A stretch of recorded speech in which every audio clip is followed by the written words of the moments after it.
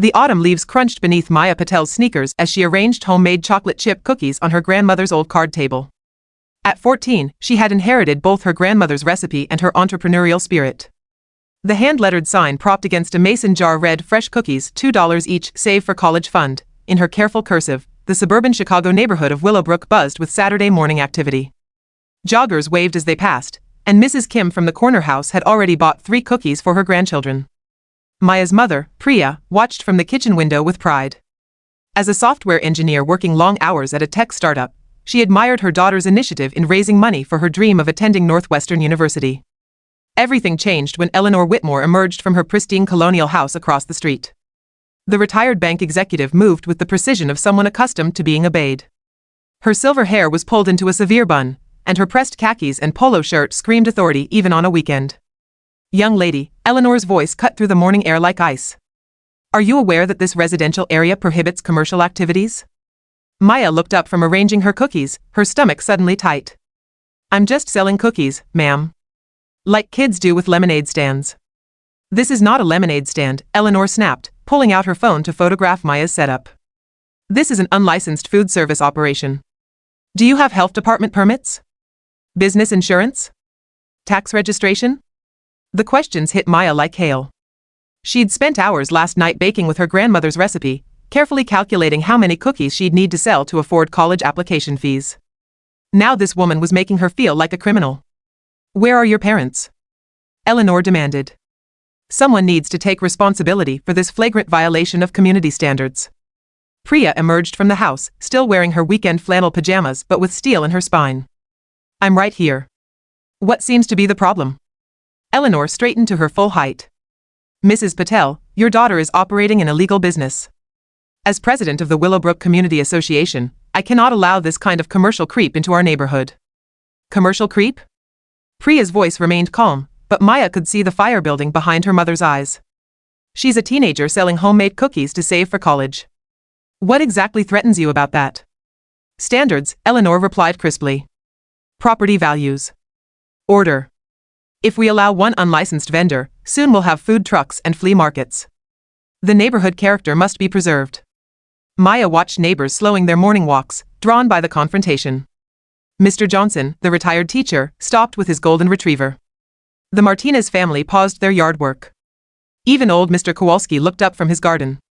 "She's been nothing but polite," called out Mrs. Chin, who lived 2 doors down. "And those cookies are delicious." Eleanor's face flushed. "This isn't about cookies. It's about following rules. And if you won't enforce them voluntarily," she raised her phone to her ear. "Yes, police? I need to report a code violation and public disturbance at 847 Maple Drive." Maya's heart hammered as Eleanor spoke into the phone, describing aggressive vendors and safety concerns. The neighbors who'd gathered looked increasingly uncomfortable, recognizing the absurdity of calling police on a cookie stand. Within minutes, a patrol car pulled up. Officer Rodriguez stepped out, surveying the scene with obvious confusion. His partner, Officer Chang, emerged more slowly, clearly wondering why they'd been called to what appeared to be a child's bake sale. "Ma'am," Officer Rodriguez addressed Eleanor, "what exactly is the emergency here?" "This girl is operating without permits," Eleanor declared, gesturing dramatically at Maya's modest table. "When I tried to address the violation, they became hostile and uncooperative." Officer Chang approached Maya's table, examining the neat rows of cookies and the handwritten sign. "These look great," he said kindly. "What are you saving up for?" "College," Maya answered quietly, her earlier confidence shaken. "Northwestern, hopefully. I want to study computer science like my mom." Rodriguez turned back to Eleanor. "Ma'am, we respond to all calls, but this hardly seems like an emergency. A teenage entrepreneur selling cookies isn't exactly a public safety threat." "But the regulations clearly state," Eleanor began. "Community association rules are civil matters," Chang interrupted. "Not police issues. If you have concerns about permits, that's between you and the city zoning office." The officers lingered long enough to buy 2 cookies each, praising Maya's baking and wishing her luck with her college plans. As they drove away, Eleanor stood fuming while neighbors openly smiled at her embarrassment, but Eleanor Whitmore didn't become bank vice president by accepting defeat. That evening, official-looking letters appeared in mailboxes throughout the neighborhood.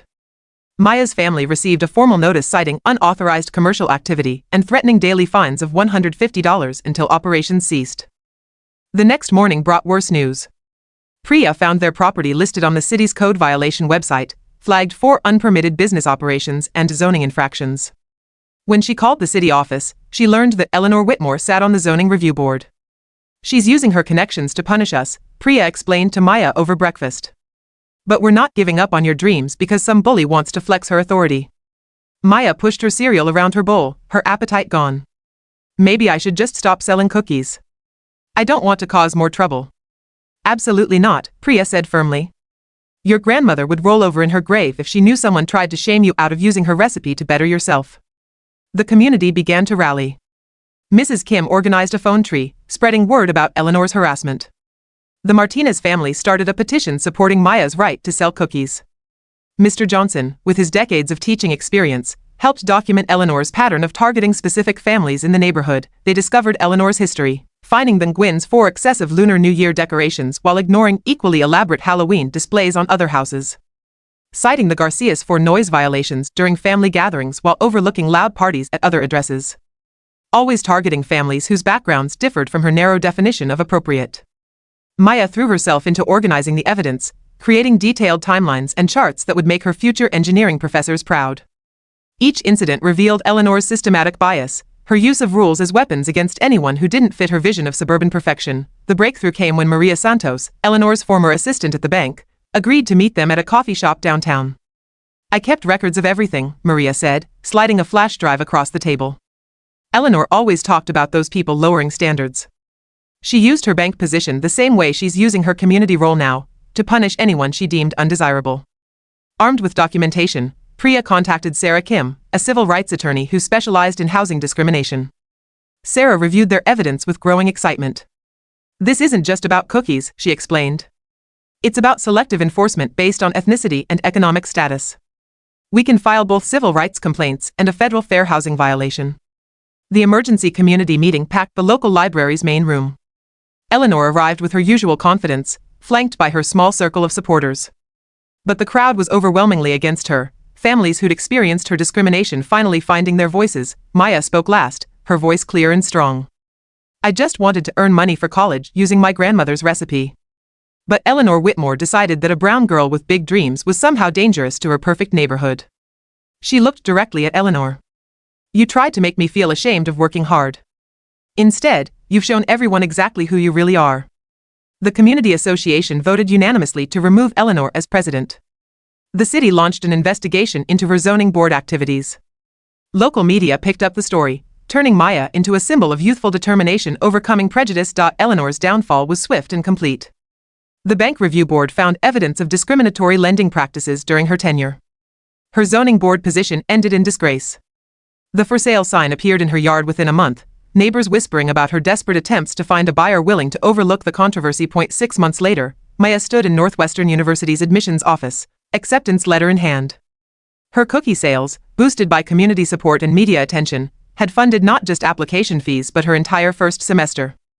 The scholarship committee had been particularly impressed by her entrepreneurship and community organizing skills. Priya watched her daughter pose for photos with university officials, thinking about how crisis had revealed character, both the ugly prejudice that lurked beneath suburban pleasantries and the beautiful solidarity that emerged when people chose to stand together. Maya's grandmother's recipe had done more than fund a college education.